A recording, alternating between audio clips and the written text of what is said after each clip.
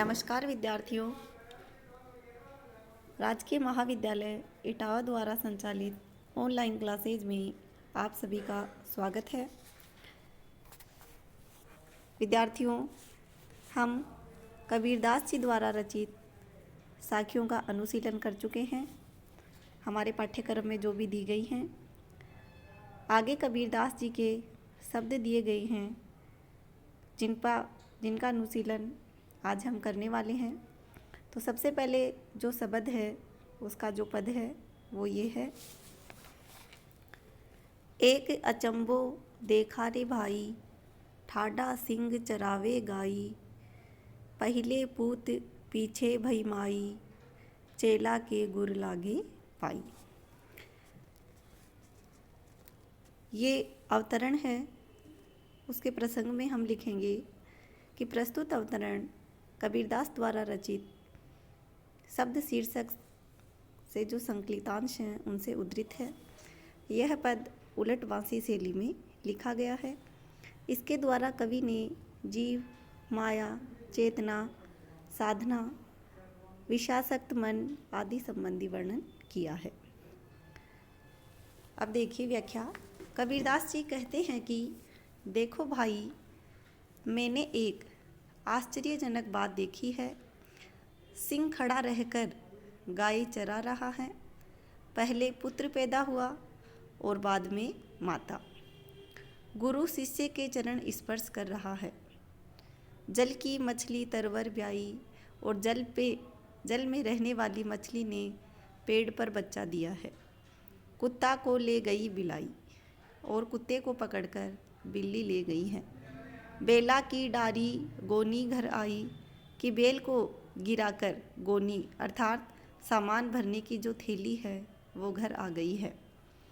घोड़े चढ़ी भैंस चराने जाई और घोड़े पर सवार होकर भैंस चरने गई है। कली कली शाखा ऊपरी करी मूल, बहुत भांति जड़ लागे फूल। कि एक ऐसा वृक्ष है जिसकी जड़ ऊपर हैं और शाखाएं नीचे की ओर फैली हुई हैं। उसकी जड़ में अनेक फूल लगे हुए हैं। कबीर कहते हैं कि कहे कबीर या पद को बूझे, ताका पीनी त्रिभुवन सूझे। कबीरदास जी कहते हैं कि जो इस पद को समझता है वह तीनों लोकों को समझता है। यह तो इस पद का सीधा सीधा भावार्थ है, लेकिन ऊपर बताया जैसा मैंने कि यह एक प्रतीकार्थक यानी उलटवासी है जिसका प्रतीक अर्थ दूसरा है। तो साधारण सा अर्थ है वो मैं आपको बता चुकी हूँ। अब इसका जो प्रतीक अर्थ है, जो मुख्य अर्थ है, वो ये है जो ही हमें कबीरदास जी बतलाना चाहते हैं कि ज्ञान या आत्मा रूप सिंह ही इंद्रियों का संचालन कर रहा है। पहले पुत्र अर्थात जीव प्रकट हुआ और फिर उसको प्रभावित करने वाली उसकी माया रूपी माता। जीव उत्पन्न होते समय तो निर्लिप्त रहता है, बाद में उसमें ममता, मोह आदि माया का प्रभाव दिखाई देता है। चेला निष्ठावान साधक हैं जो गुरु के दिखाए हुए मार्ग पर चलकर सिद्धावस्था को प्राप्त हो गया है। यही गुरु का चेला है जिसे पैर लगना कहा गया है। जल में रहने वाली मछली पेड़ पर चढ़कर बच्चे को जन्म दे रही है। तात्पर्य यह है कि वासना को पीड़ित करने वाली कुंडलिनी मेरुदंड रूपी वृक्ष पर चढ़कर आनंद की अनुभूति को जन्म देती है। कुत्ते को पकड़कर बिल्ली ले गई अर्थात साधक भक्त ने माया को नष्ट कर दिया है। बेल को छोड़कर गोनी घर आ गई है अर्थात आत्मा शरीर की उपेक्षा कर परमात्मा में लीन हो रही है। घोड़े पर सवार होकर भैंस चरने गई है। इसका तात्पर्य यह है कि माया ने अज्ञानी विषयासक्त जीव को अपने वश में कर लिया है। ऊर्ध्व मूल और नीचे की ओर शाखा वाले वृक्ष से तात्पर्य यह है कि यह शरीर ऊर्ध्व मूल वाला है जिसकी शाखाएं नीचे की ओर हैं। इस शरीर रूपी वृक्ष के फल ऊपर स्थित चेतना या मन में ही लगते हैं। सुख दुख की अनुभूति मन में ही होती है। कबीर कहते हैं कि जो इस पद का अर्थ समझता है उसे तीनों लोकों का वास्तविक ज्ञान है। इस प्रकार कबीरदास जी ने उलटवासी लिखकर दो अर्थों को व्यक्त किया है। इनमें से जो दूसरा अर्थ है वही प्रमुख है।